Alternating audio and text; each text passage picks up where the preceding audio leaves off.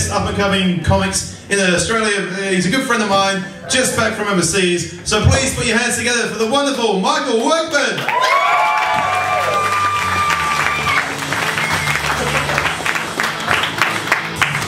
Hello.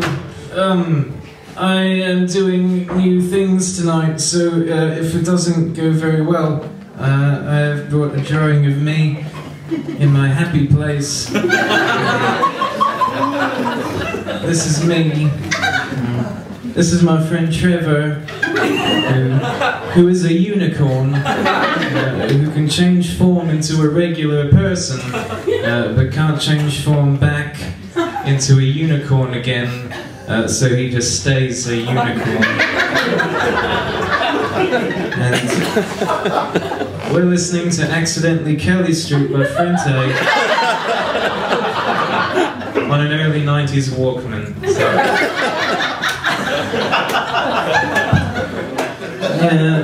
I recently got back from England, and I did a lot of eating at restaurants in England, but there's one type of food that I really don't like, and that is tapas. You know, because I'm quite a big eater, and I like, you know, large amounts of food all to myself, and tapas to me, it just seems like they bring it out, and it's kind of like, you know, it's like a slice of sausage and a piece of feta that looks like it's in danger of being pulled into the gravitational pull of a fucking olive.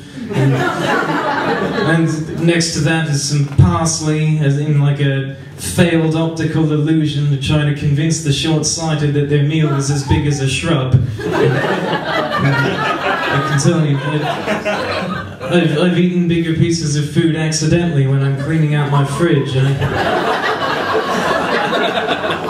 I'm supposed to split that with 4 people. I don't know. I like places where, like, I get what I want, and you get what you want, and what's mine is mine, and what's yours is also partially mine. I was flying back from London, and it's quite a long flight, and there are about 12 babies dotted around the flight, and which I don't mind actually, because in an emergency they make excellent flotation devices to add to the general unease of the journey. We hit quite bad turbulence, and the woman next to me just sort of turned to me and said, "This is the flight from hell." Now, I've never understood that expression. You know, surely any flight away from hell is a good thing. Surely any form of transport departing the lake of fire becomes some kind of relief. But now the turbulence was quite bad, and I didn't feel it was appropriate to pull her up on what was, in retrospect, a rather minor error of phrasing.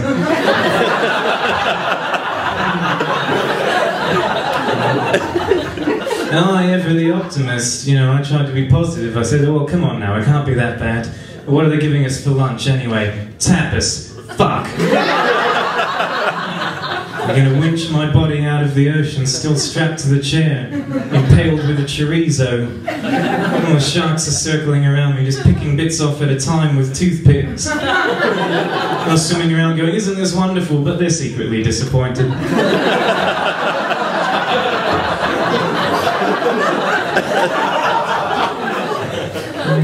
I'm not scared of dying, but I am scared of dying ironically, which is why I always wear a bulletproof vest when I shop at Target.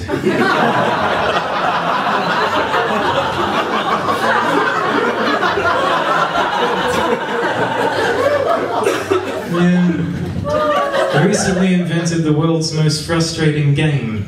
It's Travel Jenga.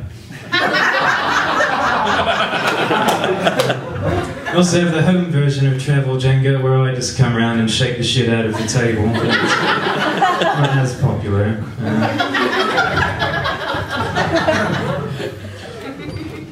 Still having trouble remembering jokes.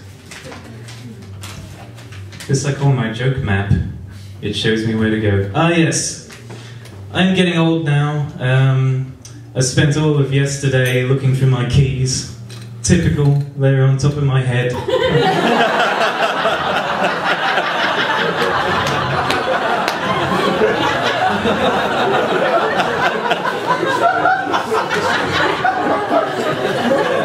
TAFE recently. Did a Certificate 3 in certificate forgery. If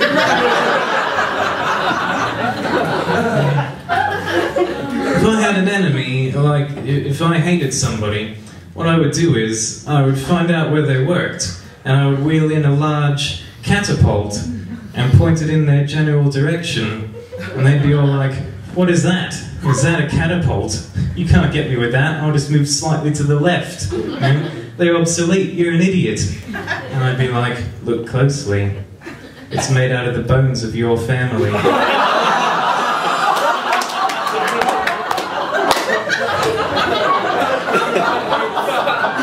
And I'd just leave.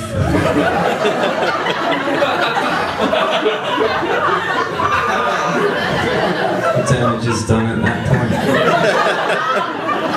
I'll leave you on that. Good night, everyone.